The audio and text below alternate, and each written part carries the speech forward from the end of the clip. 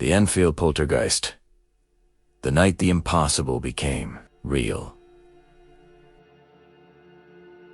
Introduction. Imagine lying in your bed and suddenly hearing a horse's voice, but no one is in the room.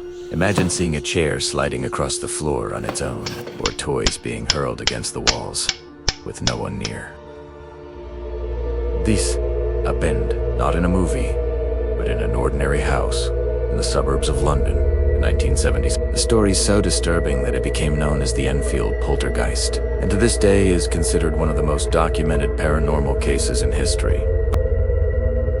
Before we dive into this story, I want you to be part of this investigation with me. Write in the comments if you believe the supernatural can truly be real, or if everything is just a product of human imagination.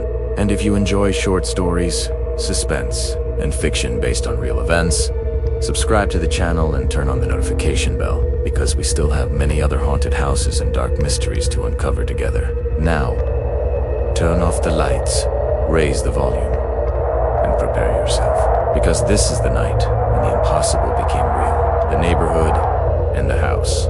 Enfield, North London. A modest, working-class neighborhood. Rows of red brick houses, small gardens, children playing in the streets.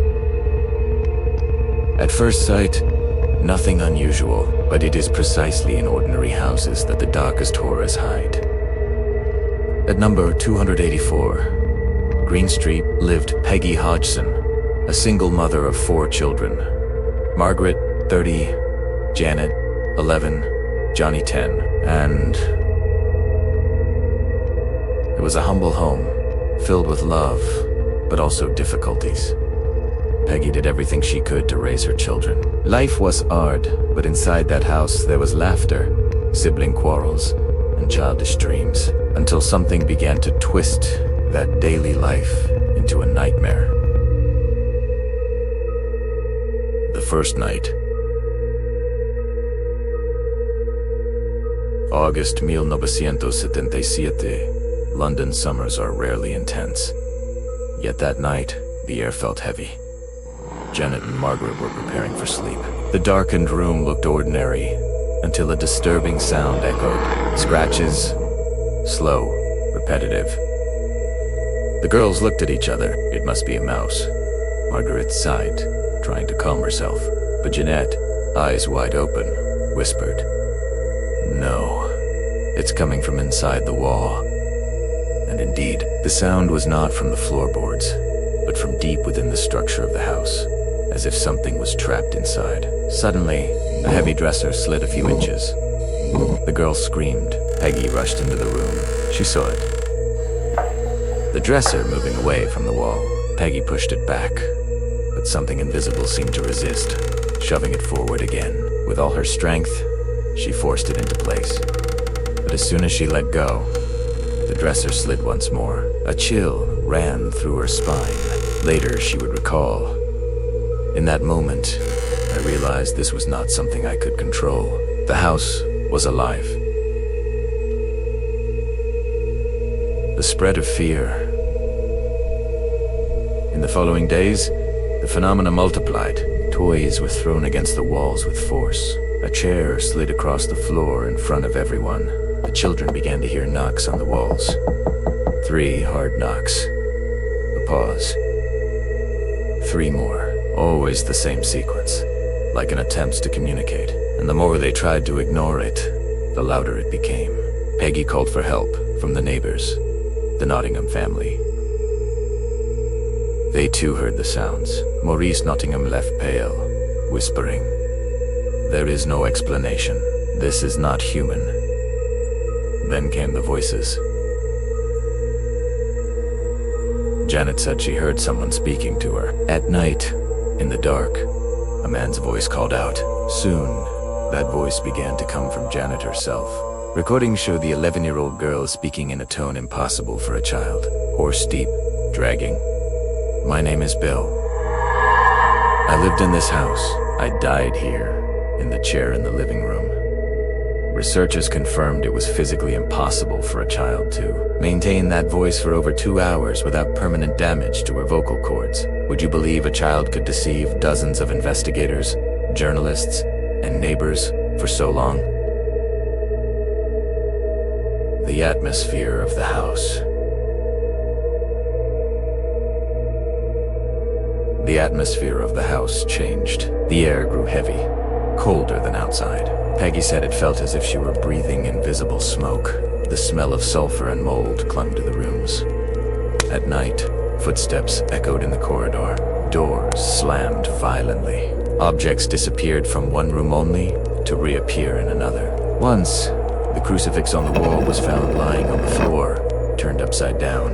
Neighbors also began reporting strange phenomena. Some claimed to hear voices from the house.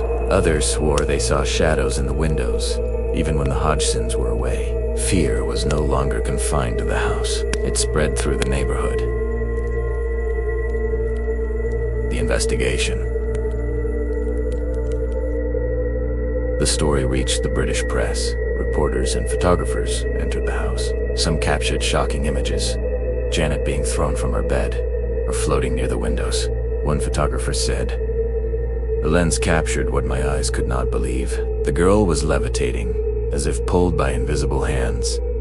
The Society for Psychical Research became involved. They recorded hours of audio with Bill's voice. Even the police were called. In her official report, an officer wrote, "I saw a chair move across the floor by itself. I cannot explain what I witnessed."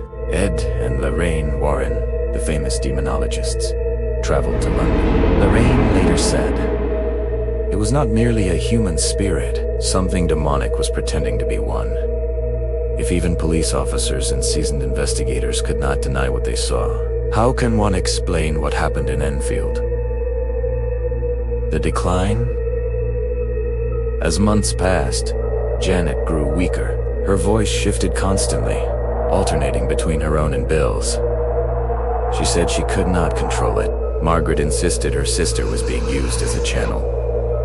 She is not alone. He speaks through her. Peggy, in despair, began sleeping in the living room, unable to face the bedrooms. Sometimes she wept silently, believing she was being punished for something she could not understand. It exposed fraud. But how could a poor family, with no resources, sustain such a hoax before reporters, neighbors, police officers, and investigators for over a year? The climax. On one of the most violent nights, Janet fell into a deep trance. Her voice transformed. "They will not take me away. This is my house." Suddenly, objects flew across the room, crashing into walls. The crucifix spun on its own. Beds shook violently. Janet was lifted into the air and hurled against the wall, as if thrown by invisible hands. The entire family screamed. The walls trembled. It felt as if the house itself were about to implode. It was the peak of terror, and the moment Peggy realized they could no longer fight. The closing. With time, the phenomena lessened. The family remained in Enfield, but they were never the same again. The case became one of the most documented paranormal events in history. There are photos, recordings, and police reports. And yet, even today, it divides opinions. Fraud or reality, mass hysteria, or one of the greatest paranormal manifestations ever recorded. No one has ever been able to prove it definitively. But those who entered that house swear what they witnessed can never be forgotten. And you, after hearing all this, do you believe the Hodgsons invented everything? Or did they truly endure 22 months of terror? Leave your opinion in the comments. And if you enjoy stories of suspense, fiction, and mysteries based on real events, subscribe to the channel and turn on the bell, because we still have many haunted houses, obscure legends, and dark secrets to explore together.